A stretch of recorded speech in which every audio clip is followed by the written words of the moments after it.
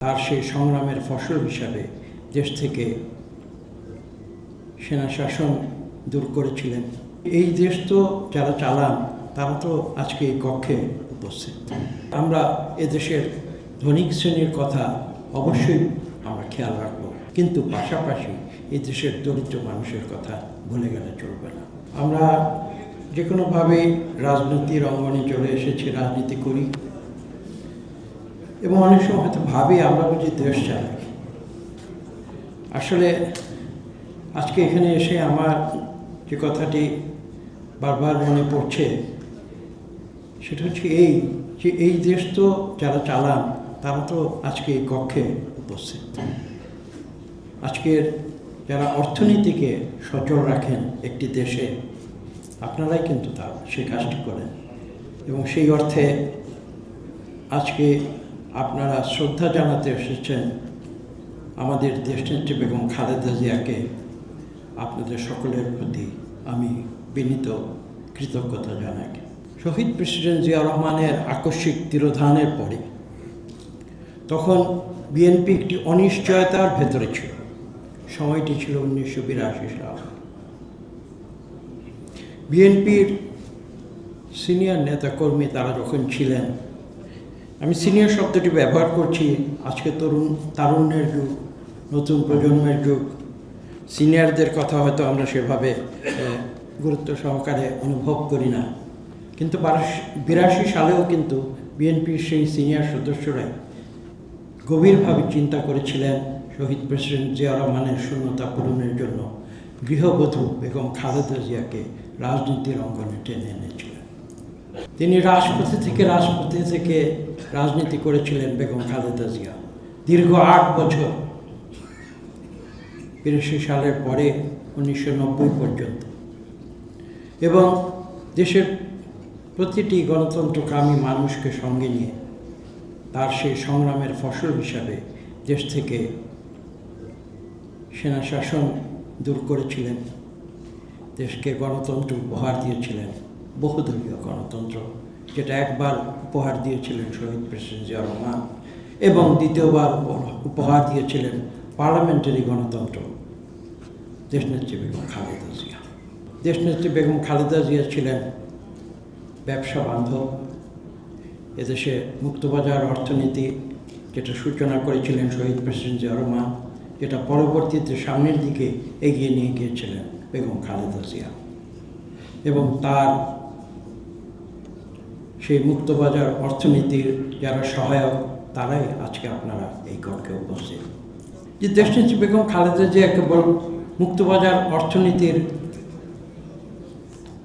সমর্থক ছিলেন না, তিনি কিন্তু আমি যদি এভাবে বলি প্রাইভেট সেক্টর এবং পাবলিক সেক্টর দুটো সেক্টরের মধ্যে একটি ইউনিক কম্বিনেশন বেগম খালেদা জিয়া সৃষ্টি করেছিলেন। আমি কথাটি বলছি এই কারণে আমার নিজের অভিজ্ঞতা থেকে। দেশনেত্রী বেগম খালেদা জিয়ার সময় আমার কিছুদিন পরিকল্পনা মন্ত্রণালয়ের দায়িত্ব পালনের সুযোগ হয়েছিল এবং তখন তার কাছ থেকে আমি যে নির্দেশগুলি পেতাম সেই প্রেক্ষিতে আমি কথাগুলো বলছি। শিক্ষা খাত, স্বাস্থ্য খাত এবং যে সকল সামাজিক খাতগুলো রয়েছে, তিনি কিন্তু সবসময় পরিকল্পনা কমিশন এবং পরিকল্পনা মন্ত্রণালয়কে একটি নির্দেশ দিতেন যে আমরা এদেশের ধনিক শ্রেণীর কথা অবশ্যই আমরা খেয়াল রাখবো, যারা দেশের চালিকা শক্তি, কিন্তু পাশাপাশি এই দেশের দরিদ্র মানুষের কথা ভুলে গেলে চলবে না। দেশনেত্রী বেগম খালেদা জিয়া 1995 সালের সোশ্যাল সামিটে একটি কমিটমেন্ট দিয়েছিলেন যে বাংলাদেশের যে আমাদের যে সরকারের যে অর্থনৈতিক সম্পদ তার কমপক্ষে 1/3 তিনি সামাজিক উন্নয়ন খাতে ব্যয় করবেন। তিনি সেটি করেছিলেন। আমি কথাটি বলছি এই কারণে, বেগম খালেদা জিয়া সম্বন্ধে আপনারা বলেছেন তিনি মানুষের কথা শুনতেন এবং শুনে তারপরে তিনি সিদ্ধান্ত নিতেন। তো তার কতগুলো যে বিবেচনা ছিল সেটা তিনি সবসময় আমাদের কথা শুনতেন, সত্যি কথা কম বলতেন, আপনারা বলেছেন সেটাও সত্যি, কিন্তু সিদ্ধান্তগুলো নিতেন কিন্তু কঠিন। যে কারণে আপনারা শুনেছেন একটু আগে আপসহীন নেত্রীর কথা শুনেছেন।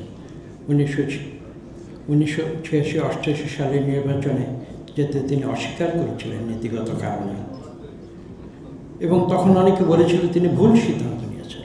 কিন্তু 1991 সালে প্রমাণিত হয়েছিল যে তার সিদ্ধান্ত সঠিক। বাংলাদেশে যতগুলো নির্বাচন হয়েছে আমরা এ পর্যন্ত জানি যে 91 সালের নির্বাচনটি ছিল একটি অত্যন্ত সম্ভবত শ্রেষ্ঠ সুষ্ঠু নিরপেক্ষ নির্বাচন, এবং সেই নির্বাচনে বাংলাদেশের মানুষের ভোটের অনুমতি নিয়ে তিনি বাংলাদেশের প্রথম নারী প্রধানমন্ত্রী নির্বাচিত হয়েছিলেন। এই কথাগুলো ভুলে গেলে চলবে না।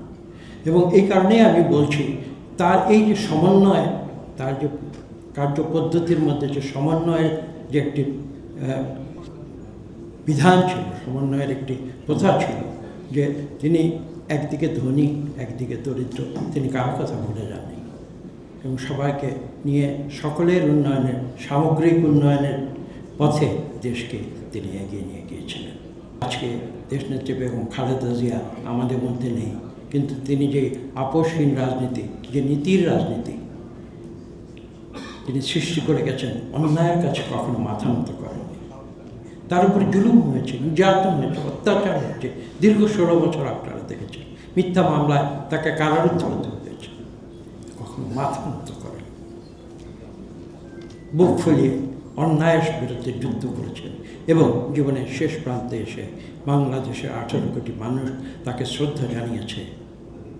আপনারা দেখেছেন জানাজার দৃশ্য, শ্রদ্ধা জানিয়েছে একটি কারণে, তার গণতন্ত্রের প্রতি তার যে নিবেদিত প্রাণ, দেশের মানুষের কল্যাণে তার যে নিবেদিত প্রাণ, দেশের প্রতি তার যে ভালোবাসা, এই সমস্ত কিছু আজকে আমরা অবনত চিত্তে স্মরণ করি।